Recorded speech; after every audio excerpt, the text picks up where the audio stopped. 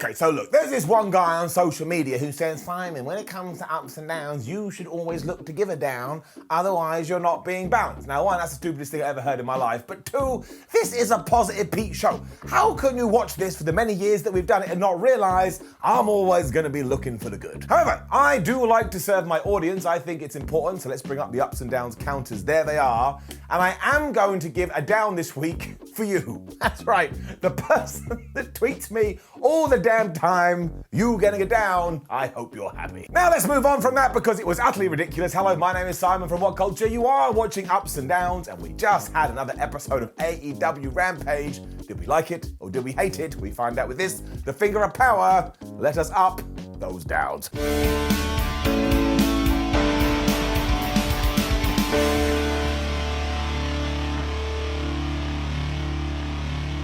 Darby Allin versus Marq Quen was our opening match on Rampage, and I always appreciate this because it's AEW originals going at it. Darby was still hurt from the pay-per-view too, and the whole time I was like, oh man, my ribs, my midsection, it hurts so much. So Marq was really smart here, especially when they brawled to the floor. He grabbed him and he threw him into Simba the Steel Steps. And I was like, yeah, that'll do it. Sting and Isaiah Cassidy were at ringside as well, so they were just hanging around waiting to push that distract button. And back in the squared circle, Quen did one of those suplexes into the turnbuckle, and because Darby Allin just throws himself around the ring with as much fire as he can, flub me, he looked dead. I mean, this is the best thing about Allin matches. He just goes at everything like 100 miles an hour, so you totally believe it, which was even better when Marq Quen was like, all right, well, if you are going to do that, you do have bad ribs, I'm going to apply the abdominal stretch. And I was like, there we go, some old school wrestling. Quen took loads of this match too, and it was really nice to see, and he even hit this flipping DDT thing, which I like the look of. But it was actually Sting that inspired Allen's comeback, because when his back was up against it, he was like, I know what I'll do. I'll use the Scorpion Death Drop.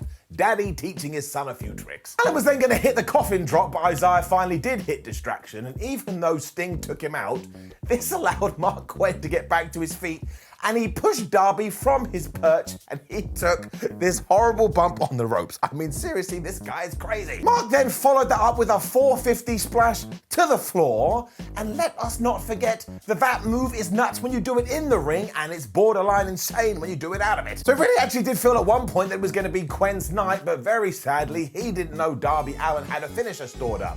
So when he went from the shooting star press, Allin got out of the way. From nowhere, he was able to apply an armbar. Instantly, Marq Quen tapped out, and I always enjoy that, because if you watch UFC or MMA, you know that happens in real life, so why wouldn't it happen here? Very enjoyable stuff. Up. We weren't done though, as the AFO came out, because of course the H is now gone after they kicked Matt Hardy out of the group, and even though they were about to hit everybody, all of a sudden, dunna hit. Out came the Hardy Boys. They were dressed like their old selves. Everybody went crazy, and look how many directions and paths we can go out now.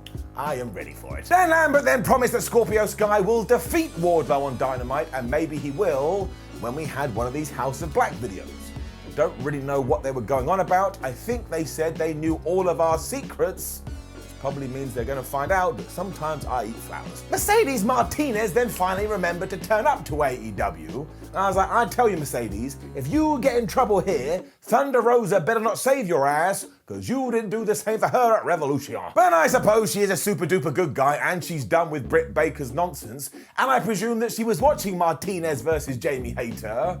Well, I mean, she must have done, because as soon as we were finished, out came Thunder Rosa. This was proper back and forth stuff though, and one forearm from Jamie Hayter, I swear, knocked the skin off Mercedes Martinez's face, but all that did was piss her off, because she grabbed Jamie and she threw her into the turnbuckle too, and I was like, why do we keep doing this move? She also hit a German suplex from the top, and this is when Rebel freaked out, and of course we went back to the whole Britt Baker goons get involved thing, because she started causing a distraction. The referee didn't know what was going on, so that's when Britt Baker did lay in some shots, so by the time Mercedes got back to her feet, Jamie Hayter just whammed her with a lariat, and kind of surprisingly beat her for the 1, 2, 3. Britt and Co were then gonna finish her afterwards, but of course this is where Thunder came out. She chased everybody away, and at least this all makes sense now, because of course we are gonna do the cage match on Dynamite. Now I'll be the first to admit, kind of feel like we should have done that at the pay-per-view, but we don't need to worry about the past, we look forward to the future. All of this was fine.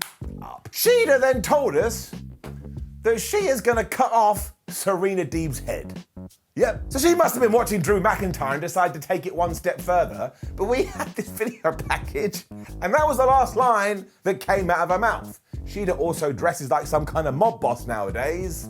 Thought it was pretty good. Keith Lee versus QT Marshall was next as well, and it did exactly what it should have done. We've also got to give some love to QT, who just understands his role perfectly.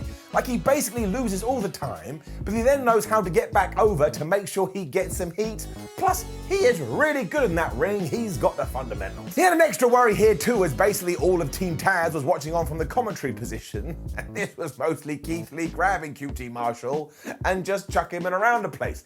Like, he gave him this beal at one point, and I honestly stared out my own window looking at the moon, because I thought I was going to see QT Marshall just go phew, flying by. My best friend Nick Comoroto then tried to get involved by grabbing Keith Lee's foot, and I was like, Nick, what are you doing? He's gonna kill you. And basically Keith Lee shrugged this off. He hit the ground zero. He got the 1, 2, 3, and he continues his dominance in All Elite Wrestling. The rest of the Nightmare Factory then tried to do away with him, but they failed as well. But this is when Ricky Starks and Powerhouse Hobbs got involved. My word, did the situation change quickly. And not only did they get the upper hand because of the numbers game, but Hobbs also gave Keith Lee this spine buster. And I was like, here we go, it's big men slapping man meat. And while we are here, shout out to Big E, I hope you're okay. I liked all of this though. It was nice and simple, and now I am desperate for Keith Lee versus Powerhouse Hobbs, because my word, it is going to be ridiculous. It was our main event for Rampage after this, meaning this week's episode was a lot less crazy than it has been before. However, it was Tony Nese taking on the debuting Swerve Strickland. I thought this was pretty damn good. As we are talking about Swerve too, I was lucky to see him in person for the first time a few weeks ago when he did take on Cara at Progress Wrestling. And seriously, he went through around about 82 different styles and he was good at every single one. It was the same for Cara as well. So I just wanted to throw that in there because I was very impressed by that match. It was kind of the same here too because they just did everything. They did a little bit of wrestling, they did a little bit of brawling, they did a little bit of reversing. And when the time was right, Strickland basically got like caught up in the ring apron and Tony Nese just booted him right in the head. Nese also screwed up a moonsault, but he was able to hit the juice box for a near fall, and seriously, that's one of the best names in all of professional wrestling. And then he too was hitting a 450. I was like, what is this? Why can everybody on the roster do these crazy, crazy flips? There was also a tease of a tombstone. If you remember how many tombstones we got on Revolution, I was like, well, that maneuver is out of control as well. And really, this all built to Swerve doing his big stomps. He did a final one off the top rope. He got the 1, 2, 3. And I tell you, he is going to smash it in AEW. I can just feel it in my tum-tum. Which brought us to the end of Rampage, and as you can see, this one just flew by, because we had match, we had a little bit of a segment, we had match, we had a little bit of segment, we have a match, and now we move on to Dynamite. But overall, this is gonna get it up. Now, please do leave a comment below and let us know what you thought about last night's episode of Rampage. Like the video, share the video, and subscribe. Head over to WhatCulture.com. Keep up to date with the wrestling news. Make sure you come follow us on Twitter. And hey, it's Saturday. Go and watch other YouTube videos, including SmackDown Ups and Downs. And only then shall you rest. My name is Simon WhatCulture. Thank you for joining me as always, and I will see you soon.